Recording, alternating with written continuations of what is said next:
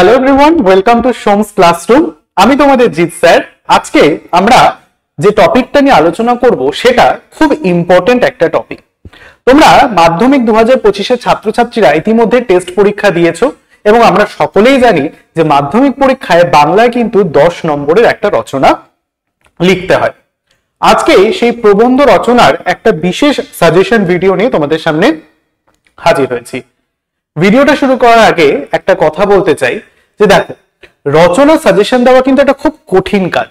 যেমন ভাবে ব্যাকরণের ক্লাসটা তোমরা করে এসেছো, আমি তোমাদের আগেই বলেছি যে ব্যাকরণ এবং রচনা সাজেশন দেওয়া কিন্তু একটা আন্দাজে ঢিল দেওয়ার মতো ব্যাপার, কারণ লাগতেও পারে নাও লাগতে পারে। প্রথম থেকে আমি কিন্তু তোমাদের কাছে সারেন্ডার করে দিচ্ছি যে ব্যাকরণ এবং রচনার ক্ষেত্রে কিন্তু সাজেশন দেওয়াটা কিন্তু খুব একটা কঠিন ব্যাপার।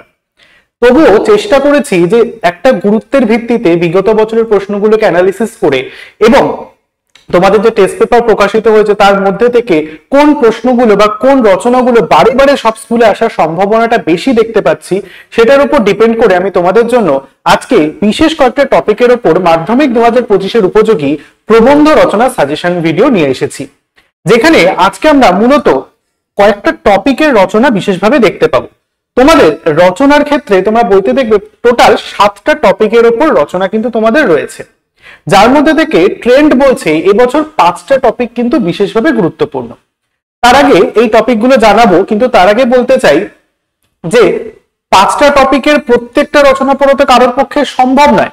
আমরা সকলেই জানি যে প্রত্যেক বছর একটা না একটা বিজ্ঞান বিষয়ক রচনা কিন্তু দিয়েই থাকে। তো বিজ্ঞান রচনাটাকে আমরা কমন হিসেবে পড়বো, পাশাপাশি আরো দুটো টপিকের রচনা কিন্তু আমরা অবশ্যই তৈরি করে রাখবো। আমি কোনো রচনাগুলোকে সবগুলো এক জায়গায় জোগাড় না করে প্রত্যেকটা আলাদা আলাদা টপিক ওয়াইজ কিন্তু রচনাটাকে ভাগ করে রেখেছি, যাতে তোমাদের পড়তে সুবিধা হয়। যারা বিজ্ঞান বিষয়ক রচনা পড়বে ভাবছো, অবশ্যই যে টপিকগুলো দেবো সর্বপ্রথম রেডি করবে, তারপর অন্য টপিকগুলো। যারা অন্যান্য আমি যে টপিকগুলো রেখেছি সেগুলো আলোচনা করব, তারা কিন্তু ওই টপিকগুলোর পাশাপাশি বিজ্ঞানটাকে রেডি করবে। এবারও একটা কথা বলে রাখি, দেখো বিজ্ঞান বিষয়ক রচনা প্রতি বছরই দেয়, তাই বিজ্ঞান বিষয়ক রচনা সকলেই পড়ে যায়। প্রায় বেশিরভাগ 90 থেকে 95% ছাত্রছাত্রী কিন্তু বিজ্ঞান বিষয়ক রচনাটাই লেখে। এবার বাকি যে 5% ছাত্রছাত্রীরা রয়েছে তারা কিন্তু একটা এক্সেপশন, তারা কিন্তু স্বাভাবিকভাবে ওই বিজ্ঞান রচনার দিকে ঘেঁষে না এবং ওখানেই কিন্তু তোমার নাম্বারটা বেশি তোলার চান্স রয়েছে।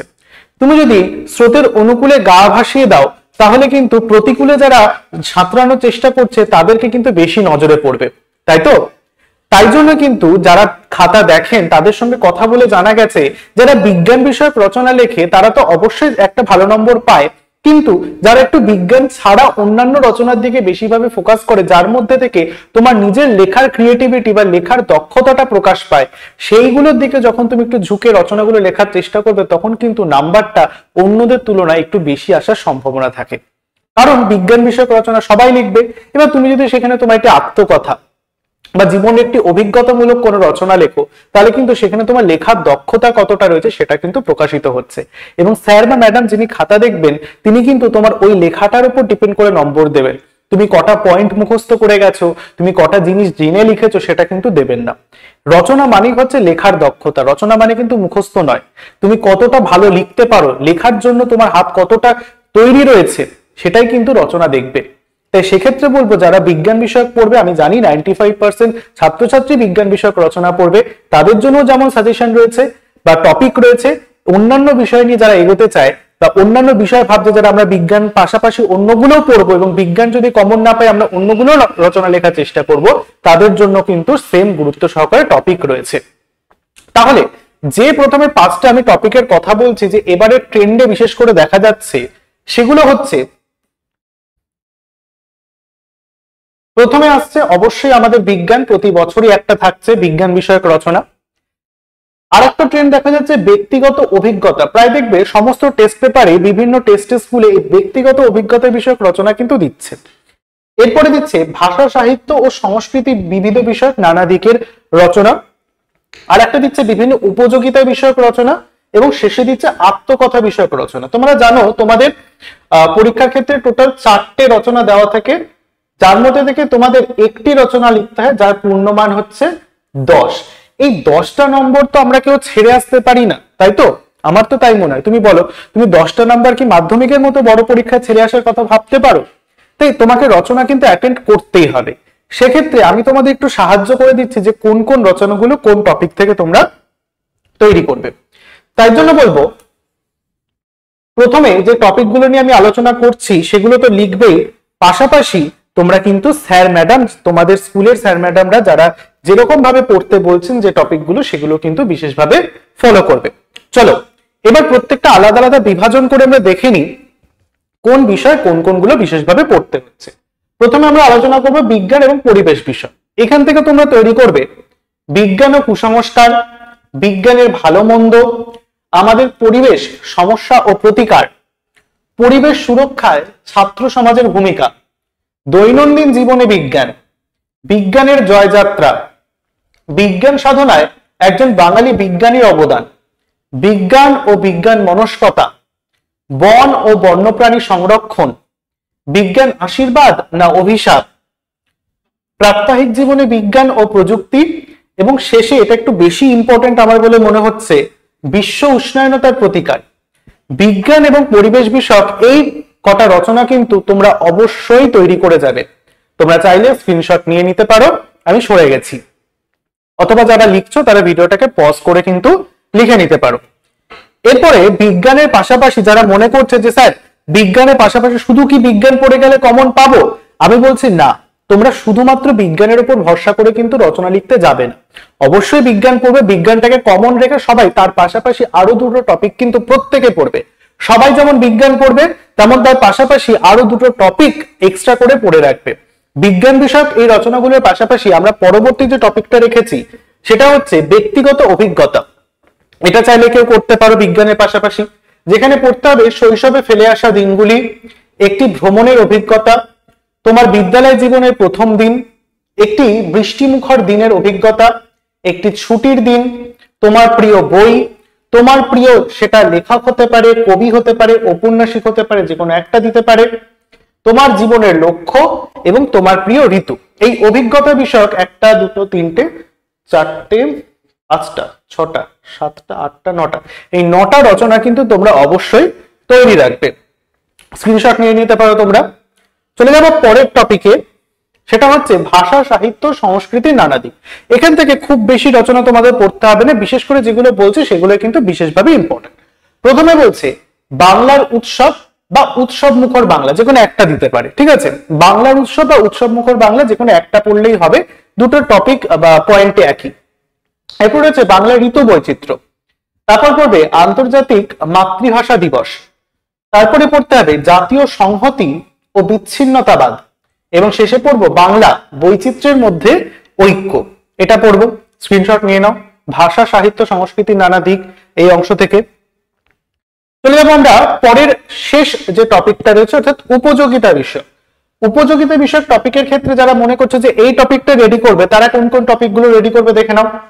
চরিত্র গঠনে খেলাধুলার ভূমিকা, খেলাধুলা ও ছাত্র সমাজ, সাহিত্য পাঠের প্রয়োজনীয়তা, ছাত্র জীবনের সৌজন্য ও শিষ্টাচার, শিক্ষা বিস্তারে গণমাধ্যমের ভূমিকা, এগুলো রেডি করবে অবশ্যই। এরপর যারা মনে করছে আত্মকথা রেডি করবে, আত্মকথা বিষয়ক রচনা লিখবে, তারা অবশ্যই রেডি করবে একটি নদীর আত্মকথা, একটি গাছের, বিশেষ করে দেখা যাচ্ছে না বট গাছটা দিচ্ছে অনেক সেটেই টেস্ট পেপারে দেখা যাচ্ছে, ঠিক আছে? একটি গাছের আত্মকথা বা একটি বট গাছের আত্মকথা তোমরা অবশ্যই রেডি করবে। তারপর আরেকটা দেখা যাচ্ছে ট্রেন্ডে প্রাচীন মুদ্রার আত্মকথা, এগুলো কিন্তু অবশ্যই রেডি করবে। এবার বলি বিজ্ঞানের পাশাপাশি লেখার দক্ষতা কোন কোনগুলো রয়েছে। সর্বপ্রথম রয়েছে আত্মকথা, এটাই লেখার দক্ষতা প্রকাশ পায়। উপযোগিতা, এটাই লেখার দক্ষতা প্রকাশ পায়। পূর্বের দিকে ভাষা শিল্প সাহিত্য সংস্কৃতির নানা দিক, এটাই লেখার দক্ষতা প্রকাশ পায়।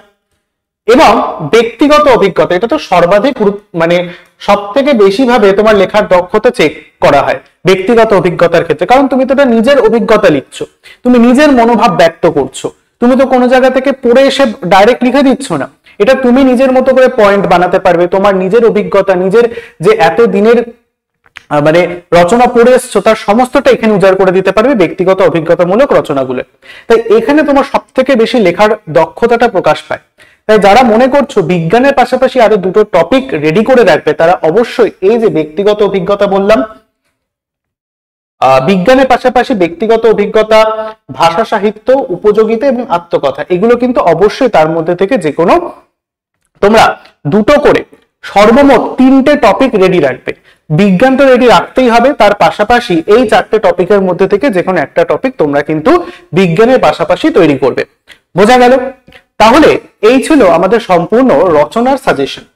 যেখানে সাজেশন বলাটা ভুল আমি প্রথমেই বলবো, কারণ এটা এমন একটা টপিক যেটা সত্যি কথা বলতে আমি প্রথমেই বললাম কমন দেওয়াটা খুব একটা কঠিন ব্যাপার। তবু আমি চেষ্টা করেছি যে এই টপিকগুলো তোমরা যদি পড়ে যাও, অন্তত পক্ষে পড়লে কিছু তো তোমার মাথায় আসবে। কমন ধরো তুমি পেলেই না, আমি বললাম তুমি কমন পাবে, তারপরেও তুমি কিছু তো পড়ছো, সেই পড়াটা থেকেই কিন্তু তুমি ওই রচনাগুলো লিখে ফেলতে পারবে, আমার গ্যারেন্টি। তাই তো এই জন্য বলছি যে কটা টপিক দিলাম ভালো করে পড়ো। যে কোনো 3টে টপিক তো অবশ্যই, বিজ্ঞানের পাশাপাশি আরো দুটো টপিক কিন্তু তৈরি করতেই হবে। যারা মনে করছো যে শুধুমাত্র বিজ্ঞানের ভরসায় পরীক্ষা দিতে যাব, বিজ্ঞান তো প্রতি বছর আছে, যে কোনো একটা লিখে দেবো হয়ে যাবে, তারা কিন্তু ডাহা বলে দিলাম ভাসবে, ফেসে যাবে। কারণ বিজ্ঞান যদি একটু ঘুরিয়ে দেয় তুমি বুঝতে পারবে না। তাই জন্য বলছি বিজ্ঞানের পাশাপাশি অন্যান্য দুটো টপিক কিন্তু অবশ্যই তৈরি রাখবে। সেটা তোমার হতে পারে ব্যক্তিগত অভিজ্ঞতা, হতে পারে উপযোগিতা, হতে পারে আত্মকথা, হতে পারে বা ভাষা সাহিত্য সংস্কৃতি, নানা দিক হতে পারে। এই টপিকগুলো তোমরা যদি রেডি রাখো তাহলে কিন্তু অবশ্যই কোনো না কোনো একটা টপিক থেকে রচনা, যেহেতু একটা লিখতে হয়, অনেকগুলো তোমাদের আমি টপিক দিয়ে দিয়েছি, একটা কিন্তু তোমরা অবশ্যই কমন পাবেই পাবে বলে আমার বিশ্বাস। বোঝা গেল? এবং লিখতে পারবে, কমন পাওয়ার থেকে বড় কথা তুমি লিখে আসতে পারবে, ছেড়ে আসবে না। 10টা নম্বর ছেড়ে দাও তো মুখের কথা নয়, তাই ছেড়ে আসবে না এইটুকুনি গ্যারেন্টি আমি দিতে পারি। বোঝা গেল? তাহলে মাধ্যমিকের যে একটা হোল সার্কেল আমরা তৈরি করেছিলাম সেটা আজকে সম্পূর্ণ হলো। যেখানে প্রথম দিন একদম জ্ঞানচক্ষু গল্প থেকে শুরু করে আজকে একদম শেষে প্রবন্ধ রচনার সাজেশনের মধ্যে দিয়ে মাধ্যমিকের সম্পূর্ণ সাজেশন ক্লাস কিন্তু আজকে এখানেই শেষ হলো। এর পরবর্তীতে আমরা ম্যারাথন ক্লাসগুলো করব, যেখানে short question, MCQ, SCQ solve করার চেষ্টা করব এবং টেস্ট পেপার পারলে আমি টেস্ট পেপারগুলো সলভ করে দেওয়ার চেষ্টা করব। এই যে রচনাগুলো আমি দিলাম সেগুলো এখন থেকে কিন্তু তোমরা প্র্যাকটিস করে দাও, কারণ হাতে খুব একটা বেশি আর সময় নেই। প্রায় ডিসেম্বরের মাঝামাঝি চলছে এবং আমরা মোটামুটি জানুয়ারিটা পড়ে গেলেই কিন্তু প্রায় বুঝে নাও তোমাদের পরীক্ষার ডঙ্কা বেজে গেছে। তাই জন্য বলবো এখন থেকে যদি তুমি তৈরি না হও তাহলে কিন্তু পরীক্ষার হলে গিয়ে আর স্টেজ মেকআপ করা যাবে না, স্টেজ মেকআপ করা যায়ও না, তোমাকে আগে থেকেই প্রস্তুতি নিতে হবে। তাই এগুলো কিন্তু এখন থেকেই ভালো করে পড়া শুরু করে দাও, যাতে তোমরা মাধ্যমিকে গিয়ে বাংলা প্রশ্নটা দেখে নিরাশ না হও। আজকে ভিডিওটা তাহলে এখানেই শেষ করছি, দেখা হচ্ছে পরের ভিডিওটিতে, পরের কোনো আলোচনায় তোমাদের সঙ্গে আবার দেখা হবে, লাইভ ক্লাসে হোক, রেকর্ডেড ক্লাসে হোক। সকলে ভালো থেকো, পড়াশোনা করতে থাকো, সকলের মাধ্যমিক পরীক্ষা ভালো হোক। টাটা।